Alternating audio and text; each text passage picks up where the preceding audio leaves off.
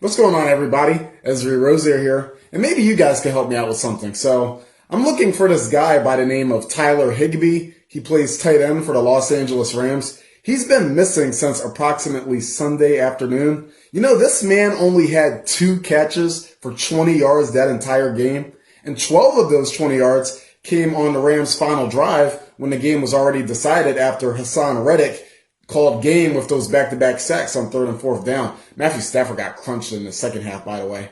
Like, Tyler Higbee, where did you go, bro? Where is Tyler Higbee?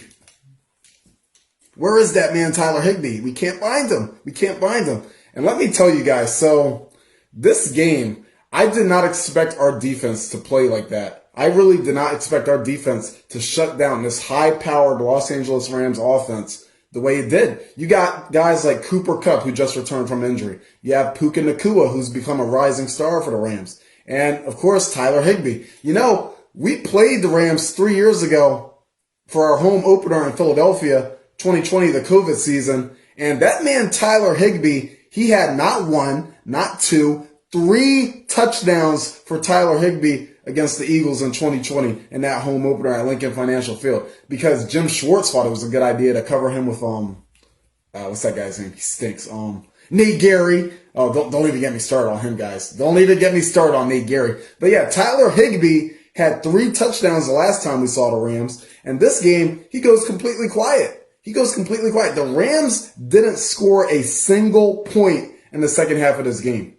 Not a single point. They had 14 points at half, and then they just got blanked for the rest of the game. You really got to give credit to Sean Desai and the defense adjustments, because I really thought after that first half that this was going to be a high-scoring shootout. I thought that we were going to win. I never thought we were going to lose this game, but I was thinking that it was going to be a game where our offense had to do the heavy lifting. But no, it was the defense that took over. The defense took over this game in the second half.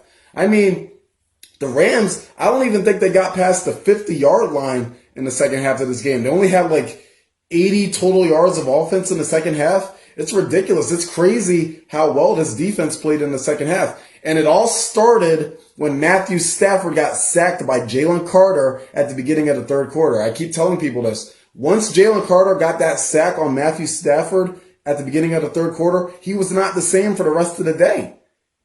Matthew Stafford was missing so many throws in the second half of that game. He missed Tutu Atwell for like a 65-yard touchdown, and then he missed Cooper Kupp for what would have been a 40-yard touchdown. Those are 2 throws that make a big difference in the outcome of this game. But guess what? Matthew Stafford was not able to make those throws because he was so rattled by the pass rush after Jalen Carter crunched him. That's what made the difference. That sack by Jalen Carter. And another thing that made the difference in this game, so the Rams score with 32 seconds before halftime. The Eagles get the ball back. And after some big plays to Dallas Goedert and A.J. Brown, I believe the same Rams defender gets called for 2 penalties against A.J. Brown. He got called for a horse collar, and then he got called for a pass interference. So that put the Eagles right at the 1-yard line. And with 2 seconds remaining, with 2 seconds before halftime, the Eagles brotherly shove it with Jalen Hurts for a touchdown to take a 17-14 lead at halftime.